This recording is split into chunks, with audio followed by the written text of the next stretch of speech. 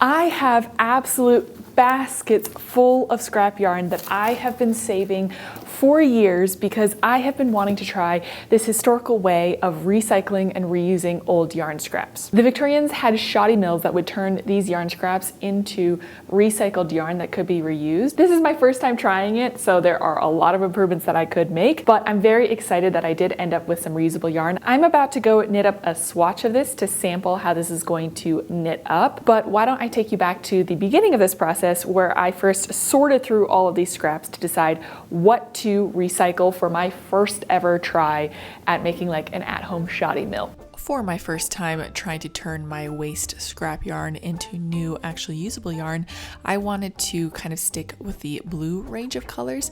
I think it'd be fun to mix some really interesting colors in the future, but for this first try, I just decided on finding different thicknesses and lengths and materials of blue scrap yarn to try and make this process hopefully a little bit easier on myself. I did watch a few videos of a lot of other creators doing this similar thing, and so I have some ideas of what might work and what might not work based on this pile of stuff that we have together. My hope is that by using my carding drum that I can run all of this through my carding drum, and the carding drum will kind of shred or tear apart these fibers to open them back up to become a blank bat. I started with the smallest, skinniest fibers because I knew that that would be the most challenging.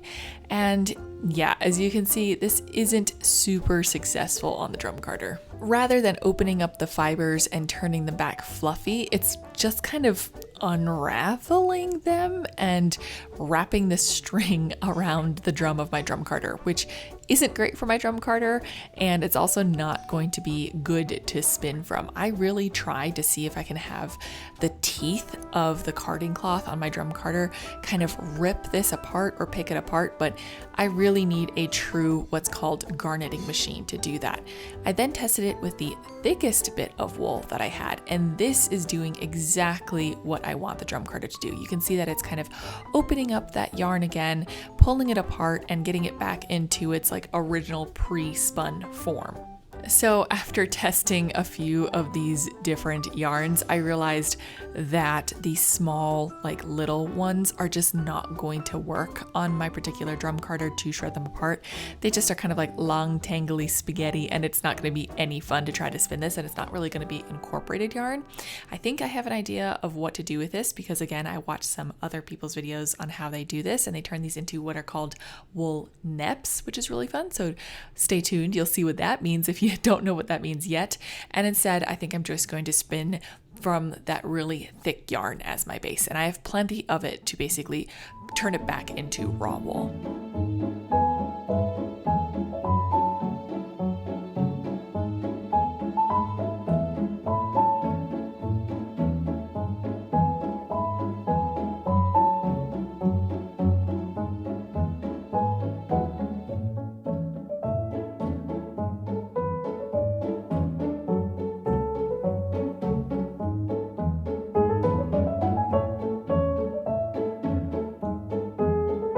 So while I am basically unspinning this yarn on my drum carder, why don't I talk to you a little bit about the history of this? So shoddy mills are, like, at least for me, very associated with the Victorian era, where they would shred up or garnet old woolen items that were worn out and couldn't be used anymore and recycled into new wool. It couldn't be called new wool, it wasn't virgin wool anymore, but it could be reused for, I don't know, padding, stuffing, upholstery, things like that. My dream is to do this at a larger scale in a way that can be respun into knitting wool. I highly recommend this video by Evie of the channel Jillian Eve. She covers a lot more of it in detail. And there's another term that I keep on talking about, which is garneting. And a garneting machine is kind of like a much sharper, finer drum carder. And drum carder kind of lines up the fibers, getting them ready to spin. That's what I'm using right here, but this isn't really meant to turn fibers from their sturdy spun form back into that fluffy wool that's ready to be spun. Garneting machines tend to have garneting wire, which can be sharper and much more closely spaced and kind of has that finer capacity to turn this original spun wool back into big fluffy wool where you have all the colors incorporated rather than these like separate strings that you still see appearing on my drum carded wool here. So I ran this recycled or shredded wool back through the drum carder multiple times just to kind of get it as even as I could. And now is the part where I would like to add in the rest of the blues that just were a little bit too small to deal with in this particular drum carder. And we're going to do that by turning my other yarn into wool neps. And you'll see what that means in a second, but basically I'm also separating this little bat that I have of wool into 4 sections so I can kind of sandwich this other yarn into my wool bat. If you've ever seen tweed fabric or tweed yarn, you'll see that it has these little specks of contrasting color within the wool, or sometimes there's a matching color or a complementary color, but it's basically little shreds of wool. Oftentimes from the wool spinning process, they'll take kind of like yarn ends, mill ends, and turn them into these neps, and that gets spun into the wool as you're creating the final product. So in order to create neps, I'm basically just cutting at the rest of the wool that I know isn't going to work just using the drum carder, and I'm going to try to incorporate that as best as I can into my bat that I have created. And I started with this like electric blue color. This is originally a cashmere sweater that I unwound, and this is kind of like those waist ends from trying it out on the knitting machine and unwinding it from my unwinding machine. So the first thing is I'm going to wind a layer of the wool batting, one of the 4, into my drum carder, and on top of that I'm going to distribute the wool neps. I'm doing my best to distribute the wool neps kind of evenly on the drum carder, although it's not very easy. They aren't very like picked apart or opened up, so I don't think it's gonna stick very well to the fibers here, so I'm expecting there to be a lot of fallout of these neps. So this is gonna be quite a mess, I think, to do, but we're gonna just keep going, layering wool batting, then the neps, then the batting, then the neps, and I'm gonna send this multiple times in multiple different configurations through the carder in order to get it as evenly distributed as possible. I think that this already looks like a really fun color combination, but for some reason I just had this feeling that it was lacking a little bit of like color depth or color contrast, and I wanted to see what it would look like if I added some black and brown wool neps to the mix as well. I thought it would add like a nice other contrast to this mix. It wouldn't just be all blue. So I created some more black and brown wool neps and once again layered it into this wool bat and sent it through the drum carder over and over again until I tried to get it as incorporated and as evenly distributed as possible. But again, this is kind of a mess.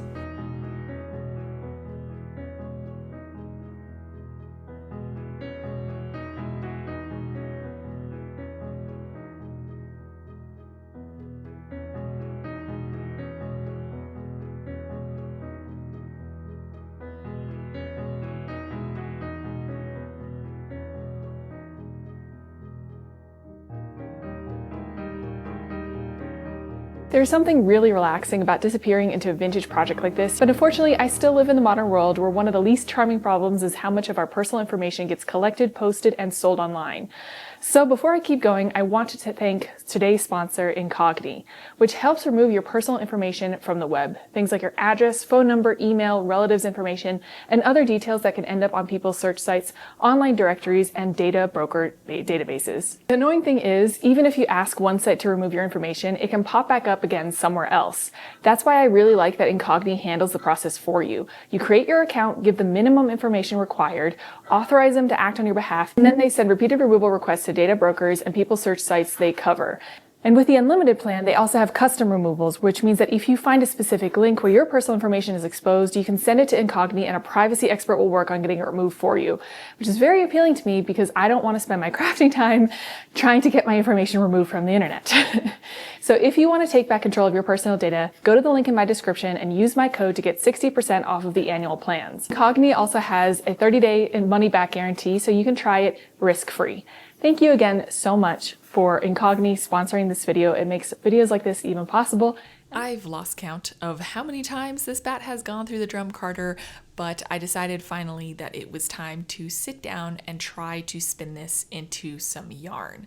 I am not an expert spinner by any means, so I'm doing the best that I can with this process, but it was very relaxing to sit down and work with this wool. The staple length preserved was pretty good. It was good enough for me as a pretty beginner spinner to be able to work with it, but you will see the neps definitely go flying during this process.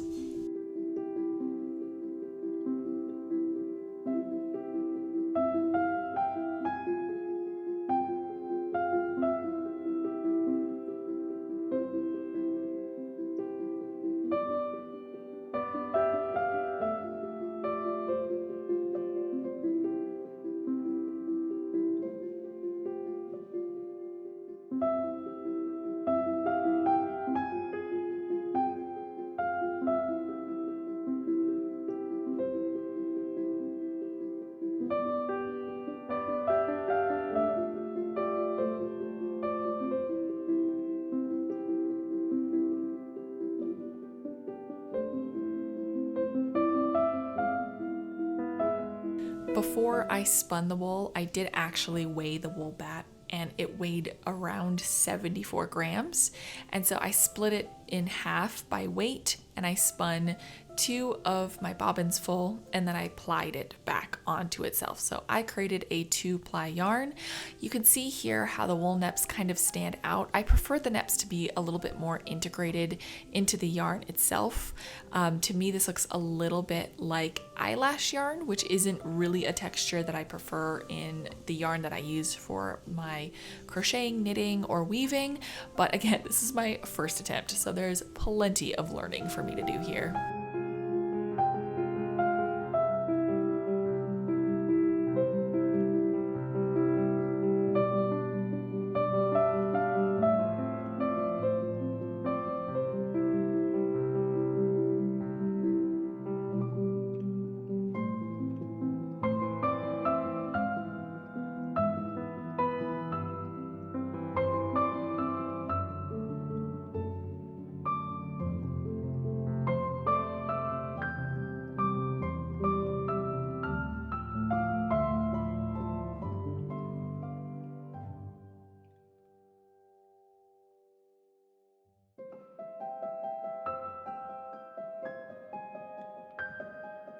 Once my bobbin was full, I had my finished plied yarn. I did some finishing steps to it, including washing it, thwacking it, which is literally just hitting it as hard as you can against a hard surface. Again, my house is covered in these little wool neps.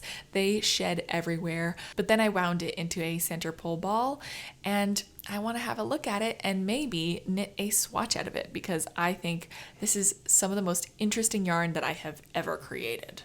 It incorporated a little bit more of especially those light little bits and neps, as I guess you would call them, into the yarn, but it is still shedding like crazy. But I have wound it into a center pole ball, and I'm now going to knit a test swatch with this because I would like your feedback on what you think I could or should make with this. I have no idea. I've never had yarn quite like this before. So let me go grab some needles and test knit this up.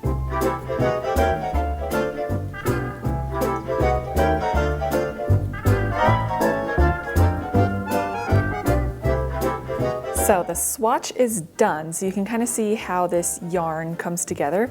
It reminds me a little bit more of like an upholstery fabric than it does anything like that I would typically wear next to my skin. I think it's also because it's spun a little bit bulkier than I would for maybe what I would usually knit sweaters out of or hats out of. Although I feel like, could this be kind of a good candidate for a hat? Be kind of like a fun, funky hat, or maybe like a tapestry or some sort of shawl as like an accent color, like accent stripes. I wove this tea towel, for example. So like, what if I made a shawl instead, and then this was the accent stripes rather than it being the one in the tea towel. What do you think? What can I make out of this yarn now that I've respun some recycled yarn? And it is still absolutely shedding like no other. So yeah, there's some improvements that have to be made. I prefer the look of like well incorporated yarn. What I would have really rather have had would be like something that would really separate, shred, and comb the fibers and integrate it back in together. So I think I truly need to find a way to make my own garnetting machine. And I have found some manufacturers that would be interesting to talk to or reach out to see what maybe could be done with that. I tend to have some really lofty ideas and goals, so this is probably something that's going to be in the works for a long time, but I just have so many scraps that I think would go beautifully together if only I could blend them well. So this is a really good start. It's a little bit more eyelash yarn than it is like blended recycled yarn. So we have some improvements to make. It will be coming in the future. In the meantime, please let me know what should I make out of this. And I know our time is very limited, so I appreciate you very much for spending some of that with me today. If you like this video, here's another one that I think you might also enjoy. And I hope to see you all again very, very soon. Bye.